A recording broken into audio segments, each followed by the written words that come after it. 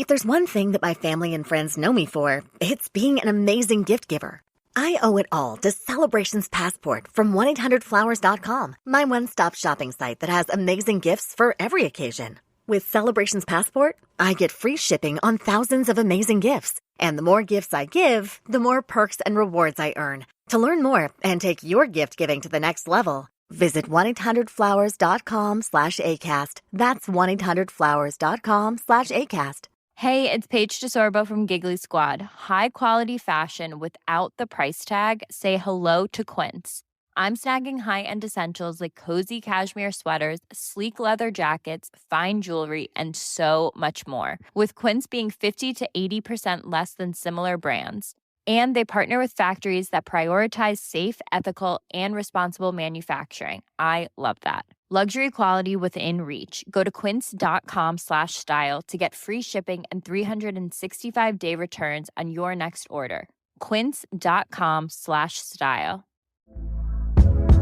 Hey there, it's Michelle Norris. I'm host of a podcast called Your Mama's Kitchen. When I travel, I'm usually looking for a way to find a taste of home when I'm not at home. And one of the things I love to do when I am at home is entertain. And Airbnb allows me to do that. When I was in California recently, I rented a house that had a great kitchen. And when we were sitting around the table, we're all thinking, we're in someone else's house. Someone could be in all of our homes as well. If you have a home, but you're not always at home, you have an Airbnb. Your home might be worth more than you think. Find out how much at airbnb.com/host.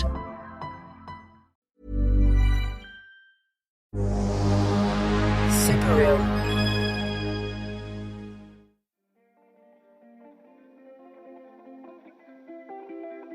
Hey, I'm Julian Morgans, and you're listening to What It Was Like, the show that asks people who have lived through big, dramatic events what it was like.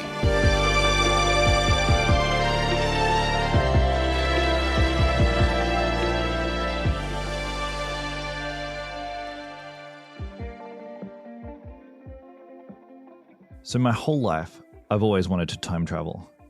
I think some people get excited about the idea of flying or telepathy, but my dream superpower, whenever I get asked, it's time travel. Whenever I'm in a pub, I find myself looking at the framed black and white photos on the walls because you know how most pubs in Australia, they seem to all have photos of moustached men posing next to their horses all over the walls. And I can just look at those photos for hours. I just stare at them, picking out the little details, you know, the font on the signage, the way that the roads were unpaved back then. And I just try to get lost in those photos. I just try to imagine the smell of horse dung over wisps of wood smoke. And I really try to picture how it would smell and feel and look to go back in time. But I can't.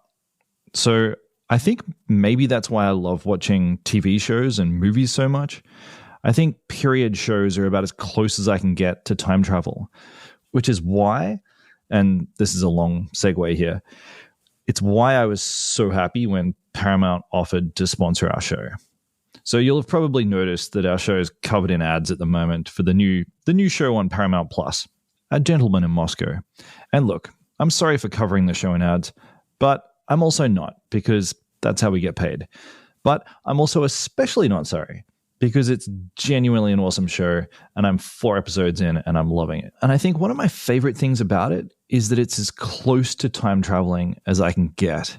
And it's just pulled me back through time and space to this fancy Russian hotel in the 1920s. And the set design, the costumes, just the attention to detail, it's so incredible.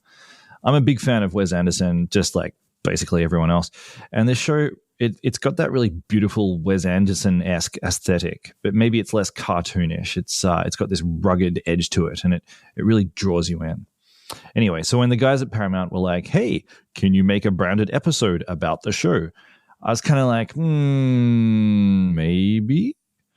But then I was watching the show and indulging in my lifelong desire to time travel, and I realized I do actually have this very genuine question about the show. And it's this: how does someone recreate the past that well, like in that level of detail?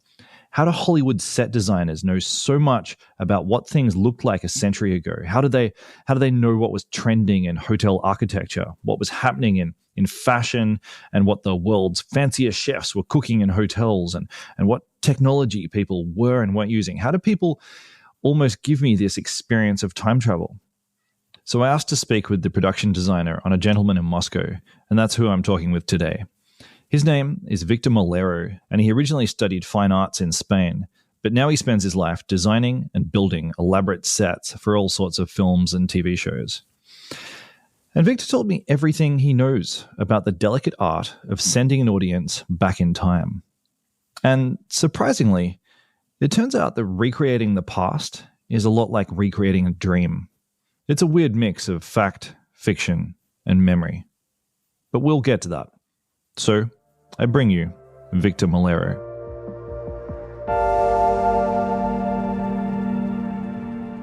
Victor, welcome to the show. Hi, Julian. Thank you. Happy to be here. Thank you. Let's start with how you got into the film and TV industry. How did you become a production designer? I'm coming from a family from the south of Spain that they are artisan, and I think I have in my heritage this kind of creative side, and I always, when I was a kid, I was really amazed about films and theater, all these kind of things, and I studied fine arts, and I finished my specialty in Madrid. And suddenly someone said, I know someone that is doing a short film and they need people to help. Victor makes it sound easy. He basically just met the director who looked at his work as an artist and hired him on the spot as a set designer. He was 24 years old and doing his first feature film. And when I point out that that's not how things usually go for fine arts students, he agreed. He just happened to be graduating at a time when a lot of films were shooting in Spain. So it was a case of right time, right place. So Victor has been a production designer since the 90s. He's done a bunch of TV shows and movies you might have seen, stuff like The Culprits, starring Uma Thurman, and Saving Grace with Julianne Moore, and a little favorite of mine, The Way, with Martin Sheen. So all of the production design in those films, that came from Victor. And in all cases, he says that to him, the set is basically just a way to tell a story with spaces. I think I've been always attracted by stories, but my tool is not the writing, is the space. So I like to tell a story through the spaces. I think Hitchcock was always saying that it's better to tell the story by image than by a dialogue, because it's that cinema. You are telling. If you see something, it's something can tell you many different things about the story. His point is that if you ever see a character sitting in a room painted red, you'll understand something different than if you'd seen a character sitting in a room painted white, even if that process works on you in a subconscious way. But then we got down to business. I wanted to know how he recreates the past, so I asked him how he first started on the job for A Gentleman in Moscow. Normally, a producer called me to say, Victor, we have this story, and with this director, we are going to recreate this story that is, for example, in this case, is in Bolshevik revolutionary times, beginning of 20th century. So they gave me the script, and we started to develop the story in many different visual ways. Okay, all right. So the whole series takes place inside the Hotel Metropole. And my understanding is that you started this job by going, okay, we're going to need a grand old hotel. Then you kind of couldn't find one that looked impressive enough. Tell me about that. When the producer called me and the showrunner Ben Baston, he's amazing, they thought at the beginning to shoot the whole thing in the north of England, around Manchester, Liverpool, that area. When they told me about this idea, I thought, I worked before in that area, in the north of England, so I know very well the area. And I thought, that's never going to happen. So they said, okay, if we cannot find the location where we are going to do, I said, we need to design it and to build the whole hotel. So we took the decision in just like, I remember that was like a week or something like that. So we need to design the whole hotel and we need to build it. And I think it was like 4 months or 5 months to start the shooting. I'll just repeat that because it's kind of wild. Victor decided to not shoot in a pre-existing hotel and to not even look for a hotel, but instead to just embark on designing and building a fake hotel on a soundstage in the north of England, knowing full well they'd have less than 5 months before they started shooting. And to the average punter, that might sound like loads of time, but keep in mind that if you're building a fake hotel, it's basically the same as building a real hotel. It's just that you can't push back the opening date. They've got A-list actors and directors and cinematographers contracted to start at a particular time, and you can't go over. That's a big decision to make. Kind of stressful. It was. So yeah. It's funny because they took, it was built at the beginning of 20th century. I think it was 1902 or something like that. But I think they took 5 years to build it, the real Metropole Hotel. We designed it and built it in 5 months. So you've decided to build a fake hotel. Where do you start with that? I mean, do you literally start with a blueprint? Do you map it out, how many rooms we're going to need and what they're going to look like? It was, I think I'm really fast designing, but I think I have like maybe 10 days to do the research. So it's nothing, it's just like you... And of course, I have a background, I have education, I know the period, and I know, how was the architecture at that time. And I think maybe I need to explain you before, I think when are you taking decision about the design, you are taking decision about characters. And this is the backstory that I was telling you before, If I wanted to tell the story, the Metropole in the story, in the series is another character. Yeah, and I think you need to go with that because that's why I was telling you before that for me it's more important the character that the period, to be accurate with the period, or it's more about to follow the story and to be a companion of the story with the character. Right. And to follow your intuition, taking the design decisions. Sure, rather than sticking rigorously to history. More in this case, because the story is not a recreation of the time of that period. It's more about a tale. So I think it was important to fill the time, but at the same time, it was important to follow the story. That was my way to go. What Victor was saying is that actually he doesn't stick rigorously to history. So I was watching his show thinking, oh my God, look at those details. They're so specific. They can't possibly be made up. But actually, Victor revealed to me that he's borrowing real things, like real ideas, from places that aren't historical. As in, he makes design decisions based on what feels right, rather than what's in the books. And sometimes that means borrowing inspiration from his own life. In the middle of the lobby, I designed a bench. And that bench for me was like when you go to a station and you see a bench and people is waiting there. Yeah. That for me was the bench for the Count, because the only thing that he do is to see people going in and out, and he's waiting. He's waiting what's going to happen with his life. So for me, it's a kind of metaphor of his life, the bench, and that's why I put it there. People will read it or not, but it's funny because this idea is coming from a song that I love it, from a Spanish songwriter singer called Serrat, and it's called Penelope, and it's about a woman waiting in a station in a bench for his first love. And nice. And that's how it came to me. This.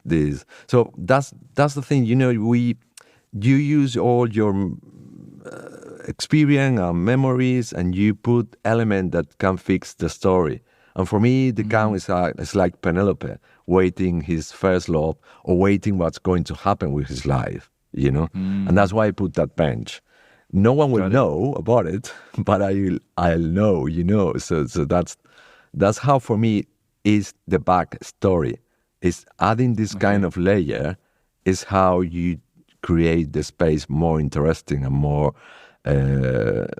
more complex in a way. And so, once Victor had decided to build a set rather than use a pre-existing hotel, he proceeded to cobble together historical elements with bits of inspiration from his own life. He and his team of concept artists, art designers, construction managers, carpenters, electricians, and painters built a sprawling maze of plywood facades across a soundstage. They built a truly enormous hotel lobby with a mezzanine that stretched above and all around it. A big restaurant called the Piazza, a whole section of the hotel's exterior in the studio's backlot, and a section of a Moscow street, complete with antique cars. And to top it off, they also built a part of the hotel's roof, also in the studio backlot. It must have been really fun to walk around this huge set that had come out of your brain. You know, it sounds like this is a mixture of places you've been, of songs that you've been inspired by, just little parts of your life that you've mixed with history, and then it's been built. It's pretty cool. I think one of the best moments in this project, it was because, you know, for me, I have a lot of respect for someone that created the story. That in this case is Amor, the author, Amor Tolls. And so for me, it was really, really special when Amor, we finished the set and we were shooting, and Amor came from New York to meet us. And so he arrived to the set, to the lobby, and it was really special moment. I get a bit emotional because it was like this guy, he create in his head all this world that we develop, and to see him there and his face and everything was like, wow. So, you know, it's like, and of course you were part of that, and it was really, really special moment, I think, in my career. What was his reaction? He was very happy. He was amazed, and he's a great guy. He's a very nice guy. We spent part of the day together, and I was asking many questions about how he created the story, how he was working before. He was a writer. He was working in finance, and he was traveling. Yeah. He was traveling to. He told me that the first idea that he had about this story is because he was traveling to Geneva, I think, every year at the same time in this hotel in Geneva, and he saw he was seeing every year the same guy in that hotel. So he thought, this guy is living here, or what happened with this guy? So it's how it came to him, the idea of the book. That's great. That's great. And I was wondering if you had any amusing stories about working with Ewan McGregor. He's great. What can I say? You know, he's an amazing colleague to work with. Yeah. He's really generous, very nice. It's funny because the first time that we met, we were it's a show and tell we call, and we were showing him all his prop that he will use for his character. And I think it was the first time that we met, and he saw I have a mustache. I've been wearing my mustache in the last 7 years of my life. It's becoming part of my personality. Yeah.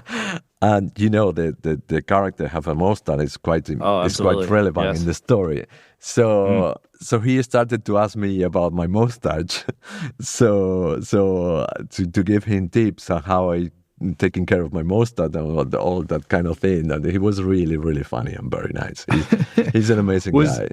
Did he actually want mustache advice, or was it just kind of like a fun conversation to get to know each other? No, he was really curious about how it was to wear a mustache, because he decided to it's a real mustache. So he spent, because he didn't want it to, you know, it's a long project. We spent like 8 months, and he didn't want it to be every day putting his mustache, and so he decided to have it. So it was his first time having that. Let's Victor, I've got a bit of mustache too. It's not as powerful as yours, but give me your top 3 mustache tips. Now I'm going to be an expert of mustache. Oh my God. I think it's more about how to cut the mustache. I think that will be the main one that I will say. I think you need to learn to cut that to give the shape that you like it, and of course treat it well. In a way, I use some oil. Hair oil for the mustache as well. So yeah, I'm really proud of my mustache. You've got it. I mean, that's a fantastic mustache. This is actually really helpful because I've never trimmed my mustache in any particular shape. I just kind of run the electric razor over the top of it and then hope for the best. So yeah, we talked mustaches for quite a while. And I guess I also had my answer. I'd come in wanting to know how Victor recreates the past. And the answer is, he doesn't. Victor doesn't even have the same longing for time travel as I do. So I've got this idea about traveling back in time, okay? And, well, first of all, I want to know, I mean, is that some of the magic for you too? Do you have a desire to go back in time? Does this motivate some of your interest in creating sets and pretend worlds? It's good that metaphor about the time machine, because you can recreate whatever you want. I will say that I think it's good to be accurate to the period, but I think I prefer to follow my intuition when I'm doing that, because it's more real when you do that. And when I think, in my opinion, reality is boring in a way. What do you mean? Why? Because I think what human being like is the stories. And I think the recreate the reality is double boring in a way. So I think for me it's more efficient to telling a story of the world that's around you, and if it's more convincing than the reality itself. You know what I mean? That is, yeah, I do. I definitely do. So that's why I think it's better to follow your intuition in that way, because if you are very accurate to the reality, it can be boring, can be, I think we have our experience in life. So I think it's better to follow your intuition and to feel free to follow what you need. It's as the story of the bench. I put all my background, all my experience, my songs, and that is how you create something that is more attractive, more interesting. But if you are following only, the hotel at that period, it was like that, and I need to do so accurate to that because it's how it is. So that's boring. Yeah. I know exactly what you mean. So as a percentage, if you had to break it down, what percentage of your hotel metropole was historically accurate and what percentage was just out of your imagination? Wow, that's a difficult question, Julian. Maybe I will say 40% accurate to the period. The rest will be my intuition on all the story. So there you go. About 40% of the set that you're seeing in the show is historically accurate. The rest, as Victor says, is a product of his artistic intuition. And I think that's kind of good, because you want to see the best parts of history, right? Like the best sort of human moments portrayed in a set. You don't necessarily want to see just the way things were. Tell me about your single favorite moment from this experience. I'm wondering if there was a moment on set where you saw a particular take that you just fell in love with, or is there a moment that you walked by yourself through the set and just, took it in and you said to yourself, wow, Victor, you've really done well, or like, give me a vignette that you were really happy about? I think it's, I think the most touching moment for me, it was when we finished, when we did the last shot in the lobby, and I knew that after that shot, we will destroy the whole set. It was my last 9 months of my life, completely, Oish. And I went there to see the last shot, and I saw Yuan, And he said something like, I went to him and said, this is the last shot. He said yes, and he said something really nice about, like, I felt so good with this set, Victor, and I felt really attached to this space. Thank you. And it was for me very like, wow, very that's nice. beautiful. Yeah. So that's maybe is for me the moment what I can remember most. Okay, that's great. I mean, you spent months of your life, as you say, building, designing, working around this set. Did you see it getting torn down, or did anyone send you any photos? Did you feel emotional about that? So they started to put everything down, and I saw it. It's a really weird feeling, but yes. Yeah. Does it all just go to the tip, or do pieces of it get kept?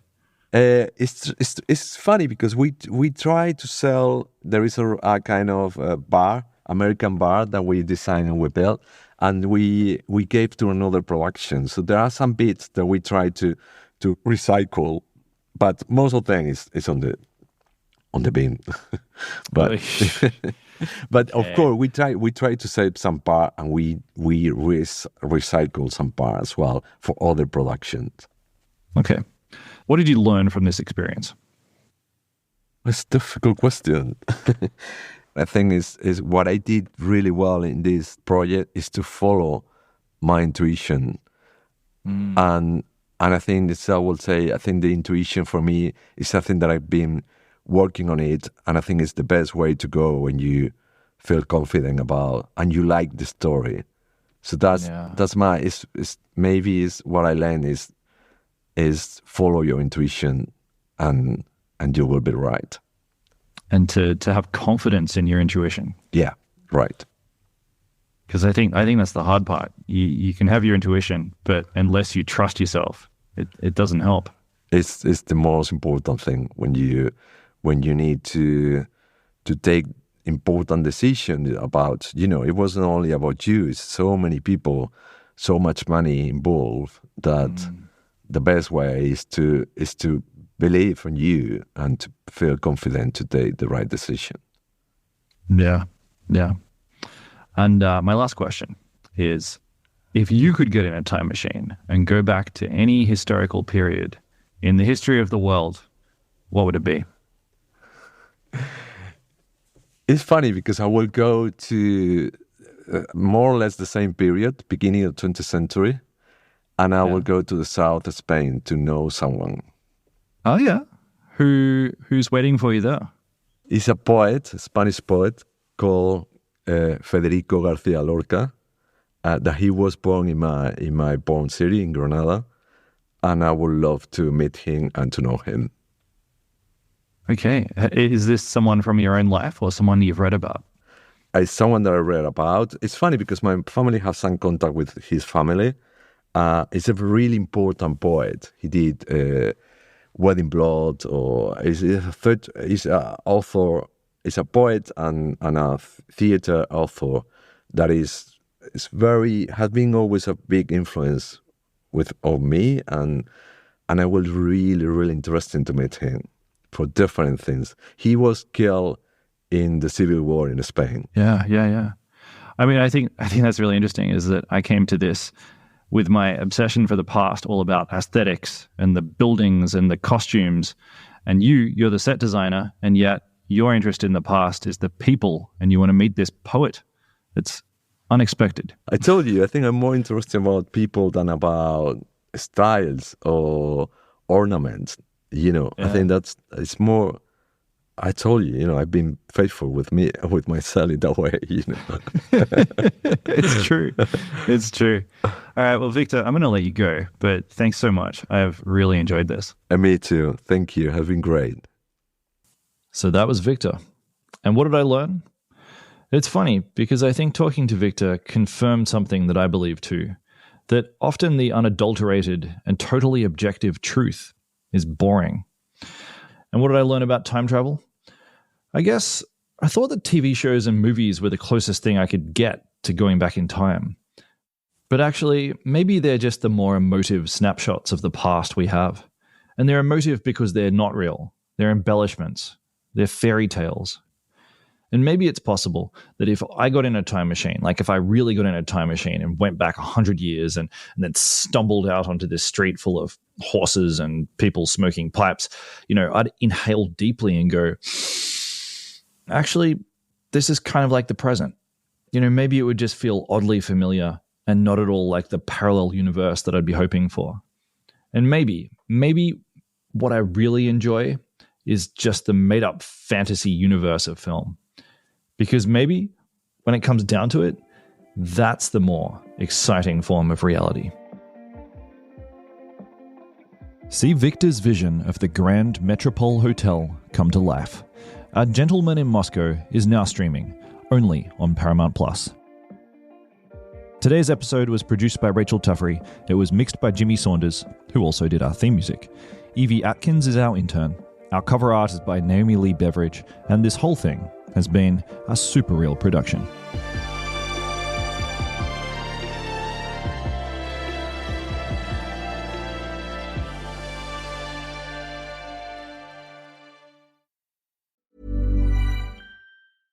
$1-800-Flowers.com is more than your birthday, anniversary, or just because gift-giving destination. We put our hearts into everything we do to help you celebrate all life's special occasions with friends and family. From our farmers and bakers, florists and makers, everything from 1-800-Flowers is made with love every step of the way, because we know that nothing is more important than delivering a smile. To learn more, visit 1-800-Flowers.com/ACAST. That's 1-800-Flowers.com/ACAST.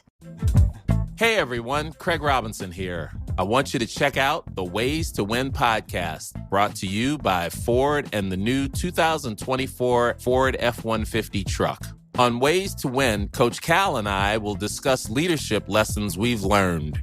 We know all about the days spent perfecting your craft outside of the limelight and have knowledge to share about how strength, inspiration, encouragement, and adaptability are the key ingredients to drive toward your dreams. And those same ingredients can be found in the new 2024 Ford F-150 truck. So check out my podcast, Ways to Win, and also check out the new 2024 Ford F-150 truck. Learn more at Ford.com. Built Ford tough, built Ford proud.